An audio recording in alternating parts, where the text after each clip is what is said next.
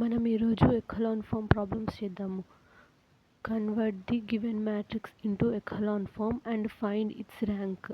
అంటే మనకి ఇప్పుడు మ్యాట్రిక్స్ ఇస్తారు, దాన్ని ఎఖలాన్ ఫామ్లో కన్వర్ట్ చేయాలి.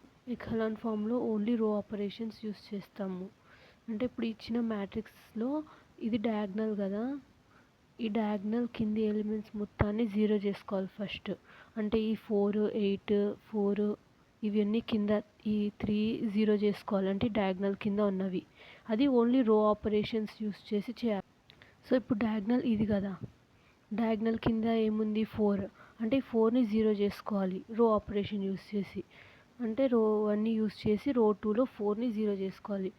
అంటే రో 2లో ఆపరేషన్ చేస్తున్నాం కాబట్టి R2 implies R2 minus 2R1.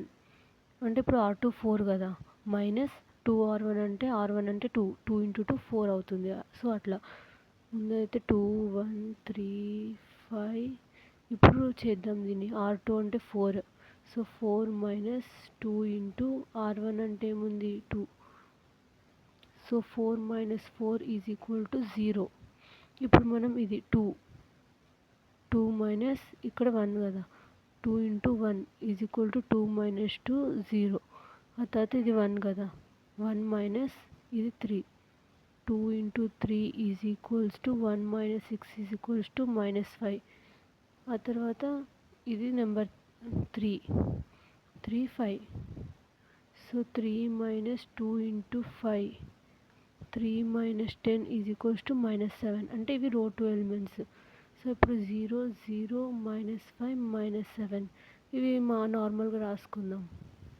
మనం ఇది డయాగ్నల్ కదా, డయాగ్నల్ కింద ఎలిమెంట్ని జీరో చేసుకున్నాం. ఇప్పుడు అట్లనే ఈ 2 జీరో చేసుకోవాలి, ఆ తర్వాత ఈ 3 జీరో చేసుకోవాలన్నమాట. సో మనం ఇప్పుడు రో 3లో ఆపరేషన్ చేస్తున్నాం కాబట్టి R3 మైనస్ 4R1. అప్పుడు 4 2 జా 8, 8 మైనస్ 8 0 వస్తుంది. అలాగే R4 కూడా చేసేద్దాం. R4 minus 4R1. ఇప్పుడు 2 సేమ్ రాసుకుందాం అనమాట. 2 1 3 5 0 0 మైనస్ 5 మైనస్ 7. ఇప్పుడు రో R3 ఆపరేషన్స్ చేద్దాం. R3 అంటే ఏమి 8, 8 మైనస్ 4 R1 అంటే 2. 8 మైనస్ 8 ఈక్వల్ టు 0 అండ్ 0 ఒకేసారి రాద్దాము.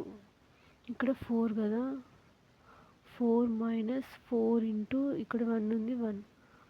So 4 minus 4 is equal to 0. ఆ తర్వాత ఇక్కడ 7 మైనస్ 4 ఇంటూ ఇక్కడ 3 ఉంది R1. సో 3.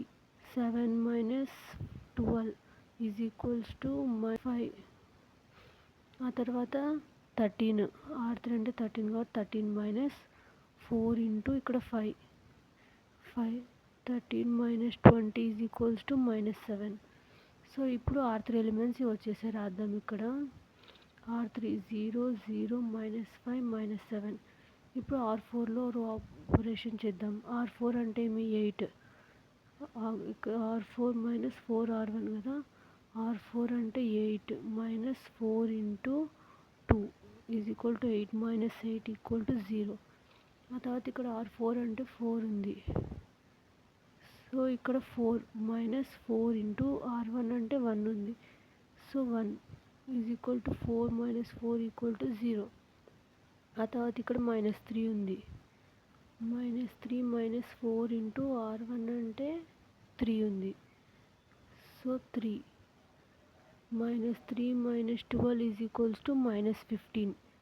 ఆ తర్వాత ఇక్కడ మైనస్ 1, ఇక్కడ 5 ఉంది. So minus 1 minus 4 into 5 is equals to minus 1 minus 20 is equals to minus 21.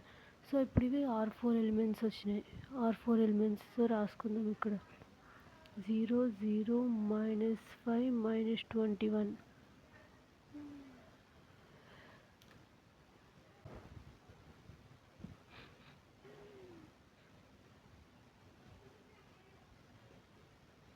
R4 implies R4 by minus 3.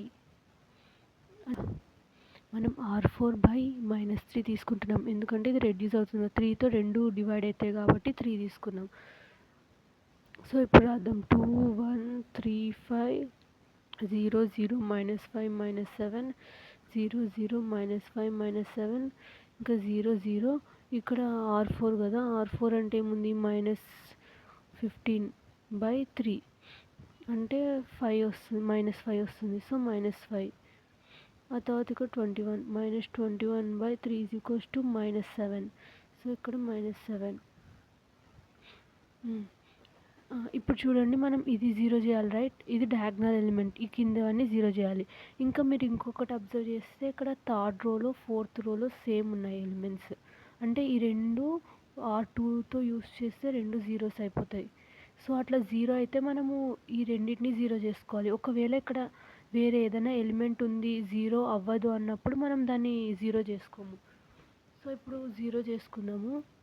3 implies R3 minus R2 and R4 implies R4 minus R2. మనం ఈ 2 operations use చేస్తే ఇవి 0 అయిపోతాయి. So ఇక్కడ రాస్తాను నేను.